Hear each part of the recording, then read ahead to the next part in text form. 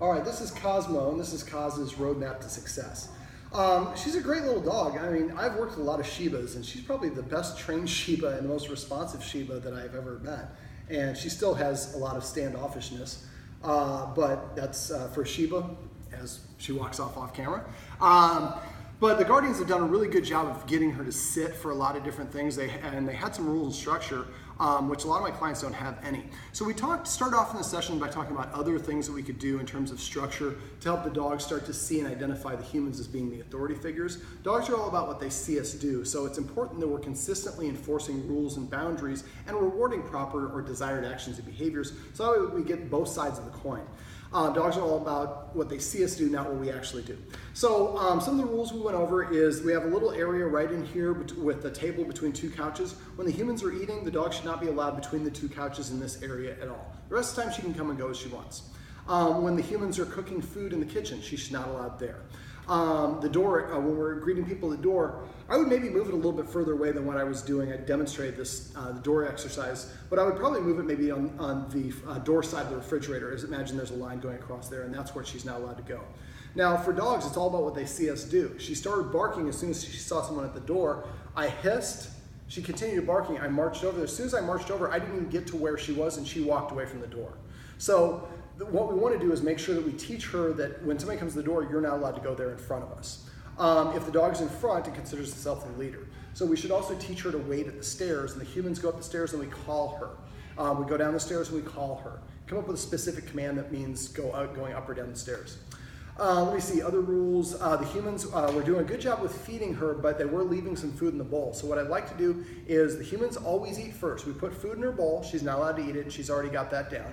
Then the humans are gonna eat first. Now if the humans are gonna go out to brunch, just get a chip or a cracker, something we can eat in 5 or more bites, and then we can give the dog permission to eat. I would come up with a specific command word that means eat. So when she goes over and takes the first bite of food, we're gonna say feast, or whatever the word is, and that means that she can eat. This way we know that she understands that that is her command word. I also use the same thing when we, maybe if we want to have her go outside, maybe we have a different command for that, so we say fresco or something along those lines. We did a dog bed over here on the floor, we're calling it Italy. I'd also like to encourage the dog to move away from the baby. And move away from the humans. So the humans, it's important that if we're walking from here to there and the dog's in my way, I walk straight, I don't walk around the dog needs to learn to defer and get out of the human's way.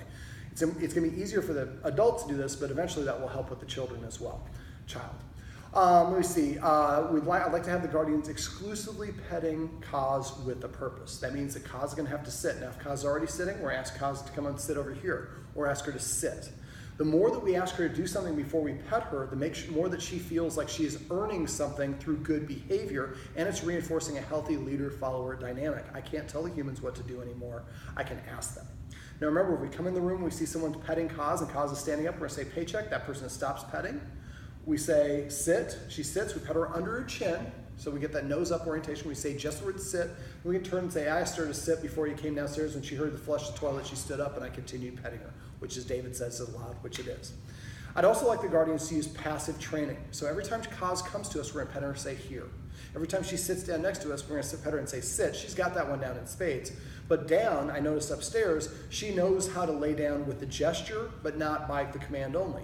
So if every time she lays down, I pet her and say crash, when she does it on her own accord, then later on when I say crash, she's inclined to do that, anticipating the reward. Same thing with the dog park. When we go to the dog park, every time she comes to you, make sure you pet her and say here, so that the word here doesn't represent the end of playtime, which I think a lot of dogs do, and in this situation I think is the case as well, because she only hears here at the dog park when they're leaving. Now the Guardians had done some things already to begin this, but the more we say here whenever she comes to us on her own accord, the easier it will be to get her to come later on when we're in a different situation.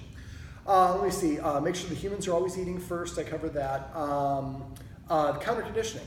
So I will, if I didn't include it above here in a link, which now that I'm saying this I probably will remember, but if I didn't, call or text me, I'll send you a link. What we're gonna do is take one of these high value Tricky Trainer soft chicken liver treats, smash it so it's flat like a pancake. We're gonna invite the dog to start nibbling it, then we're gonna have a code. We're gonna be talking to our significant other, somebody that's outside the door, they're gonna ring the doorbell or knock.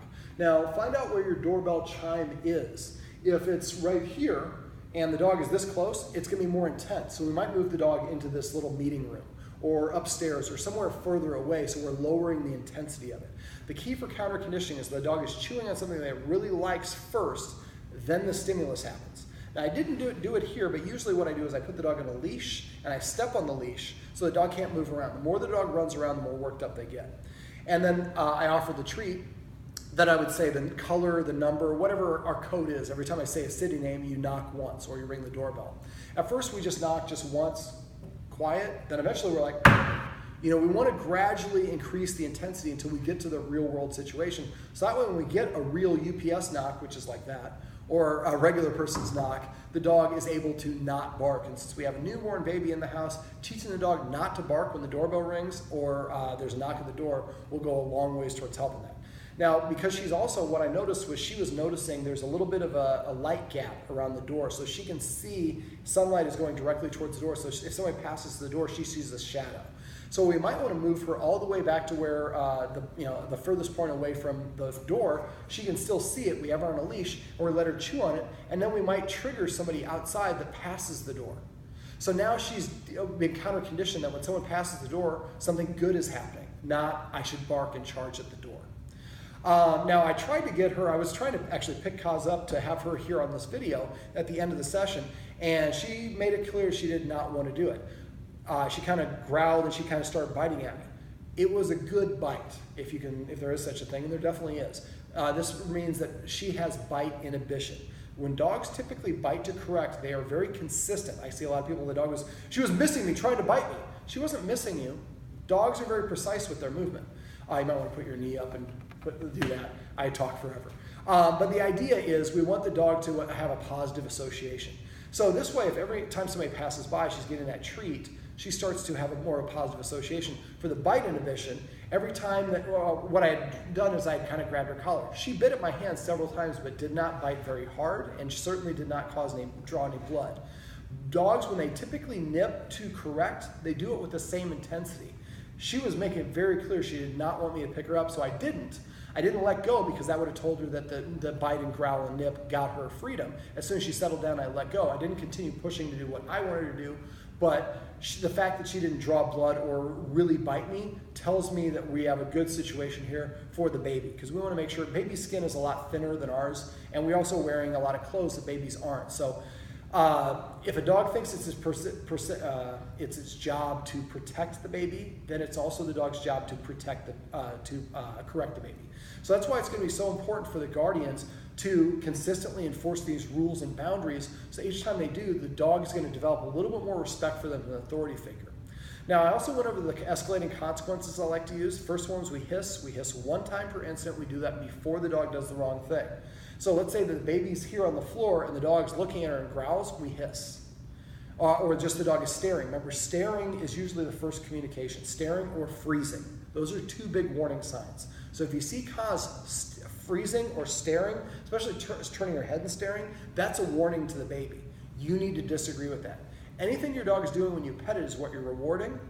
Remember, you have 3 seconds to correct or reward your dog for them to make the connection. However, anything your dog does in your presence that you do not disagree with, you're giving 2 thumbs up to as far as the dog's concerned. So it's important that we burn the energy to stand up and use those escalating consequences to communicate to the dog that behavior is unacceptable. So remember, the first one was we hiss one time. I have a level 1 hiss, like a level 10, like so do that before the dog does the wrong thing. Second thing we do is abruptly stand up and turn to face the dog. And then the dog's going to move away. We keep pivoting and keep the dog in front of us until it's stationary. As soon as it's stationary, we take 2 steps backwards. The 2 steps backwards is important. It communicates to the dog, I'm lowering my guard because you stopped challenging me. The third consequence is marching directly at the dog until it turns sideways, unless it's in a designated no dog area. At that point, I would walk into the dog until it gets outside the area. This is how we establish invisible boundaries. And then the fourth thing is to put the dog on a leash, step on the leash, in her case about 2 feet away from where it's attached to her head. We wait for her to sit. When she sits, if she sits here, I take this foot that's on the leash and we slide it towards the dog to take the tension off of the leash. A minute or 2 later, or sometimes several minutes later, she will lay down. When she lays down and she's calm, we take our foot off of the leash. Now at this point, she's on the leash and she's going to be dragging it around. It's dangerous for her to drag it around unsupervised. But if she starts barking or doing something incorrect, as she runs by, we step on the leash, we reapply the consequence. Or on the other flip side, if she's very good, after a couple minutes, we just take the leash off. It's not quid pro quo. Now, we don't tell her to sit, we don't tell her to lie down. She has to do these on her own accord, but when she does, then something happens. This is kind of a version of manding, which is basically the dog has to do something in order for something else to happen. And manding is usually referred to as sitting. Now, I recommend that the guardians get a hard kennel and put it in a place where the door is actually facing the wall. And there's just a little bit of a gutter. So if the kennel is here, and the wall is here, we have just a little corridor that only the dog can get through and bend and get into their kennel. Now, again, put treats down and make kind of a breadcrumb down that corridor, and then a couple of them in the kennel. Now, just like we did for Italy for the dog bed, we're going to say palace or castle or whatever the word is. Maybe it's Bronx. Whatever the word is, we're going to say when the dog touches the treats in their mouth. So if you're looking at the kennel from the side, you should be able to see as soon as the dog gets in the kennel and starts eating those treats, say Bronx or whatever the word is. Eventually, we'll be able to say Bronx, and she'll go into her kennel on her own accord. Now we've developed a command word to teach her to move away from the baby. Now, because we have a home office situation here, I'd like the guardian to get an area rug or a banquet cloth or a big oversized towel or something that we can put down wherever the baby's area is. That way the dog knows this is an area that I am not allowed to go on. Now, and we'd also like to have one in the, as I mentioned in the other video, around the baby's changing area. Now, what most people don't do is they don't actually train the dog the behavior they want them to exhibit. So what I would suggest we do is when we put that area down, instead of putting baby toys on, maybe we take a couple of these tricky trainers or put a bully stick or some of her toys on that item, on that area. We don't do this when the baby's there, and we don't do this when we're busy. We do this when we have a lot of time. So we put down tempting things there. If the dog starts marching towards that, before they cross the boundary, before they go onto the item, when they're about a foot away, I would hiss. If the dog didn't walk away and started coming back, then I would stand up, and I would have to, if I have to, I'd march over there and put my back to the area and march the dog off of it. This way we're teaching the dog and demonstrating to the dog in different capacities that doesn't matter what's on this area, you are not allowed to go here. And this is teaching the dog good boundaries. Now, I showed the guardians a leadership exercise. I don't think that they need to practice it. If they would like to, text me or call me, and I'll send you a link to the videos. It's called Leadership Exercise. You can probably search for it on my website, 5 videos where I demonstrate it. The resource guarding is the thing that I'm most concerned about. And like I said, the way that she was biting me tells me that's a good thing. But when it comes to resource guarding, that's a different sort of scenario. The dog will absolutely bite in the wrong scenario. That's why I think establishing clear boundaries is going to go a long ways towards making it very easy for the dog to understand what is and is not allowed. And using the dropping the high value treats when the dog comes over towards whatever the resource it's guarding is going to help it understand that I don't have to guard that item. The human's not coming to take my stuff, they're coming to make my situation better. Now, there are other things we can also do to help the dog succeed, like if we're going to have people over, construction workers, or some worker in the house, somebody that the dog might nip at, we can take the dog for a nice walk beforehand or take it to doggy daycare. Dogs sleep 17 hours a day on average. If we take the dog to doggy daycare for 8 hours and then you come bring the dog home and you're having people over, the dog's already pooped. It doesn't have any more stamina. It's going to go to its kennel or its area to lie down and just recover. And people are going to be like, whoa, Cosmo is such a well-behaved dog. Well, you put the dog in a position to succeed by properly exercising it. Last thing is I'd like the guardians to get in a habit of teaching the dog new commands. She knows sit like there's no tomorrow. Her down is kind of spotty, and she knows come, and a couple of other basic commands, but really very rudimental and very basic commands. I'd like the guardians to make a goal over the next 3 months that each guardian is going to teach the dog 4 new commands or tricks. And then basically, and you can do it through passive training. So every time the dog jumps or stretches, we can pet it and say stretch or whatever they are. But the more that a dog knows, the more confident they have. And most dogs that are reactive are insecure. They're doing it in an insecure way. The more that we can teach dogs, especially things that ask the dog to develop self-control, like balancing a treat on their nose. The guardians already make her wait for permission to eat her food, but I think leaving the food in the bowl was causing some problems. So now we're going to give her 3 minutes each meal. As soon as she walks away from the bowl, we pick it up, dump it, and put the empty bowl back down. She does not eat again until the next meal. 99% of the time, the dog go and lick the empty bowl. Don't cheat. If it goes longer than 3 days, then call me, but most dogs will kind of hold out to see if you'll drop your guard. You're giving her 6 minutes a day, 3 minutes each time for her to eat. If she doesn't want to eat, that's on her, not on you. But if you can control dinner time and have dominion over the food, that's a very simple thing you're doing every day anyways. Just adding a tiny bit of structure is really going to go a long ways. Same thing with petting with a purpose. Remember the watchwords. So paycheck means I think that you're petting without a purpose. Repeat or rerun means you're repeating the command. The more we say it, the less we mean it. Let me see. Diction means that we're using the wrong version of the word. Maybe sit down and write a list of all the appropriate command words, and we only use those commands to make it easier for the dog to understand what it is we do or don't want from her. Anything else I'm forgetting? I think that's it. I think that's okay. All right. Well, this is Cosmo's Roadmap to Success. Remember, everything you do trains your dog. Only sometimes you mean it.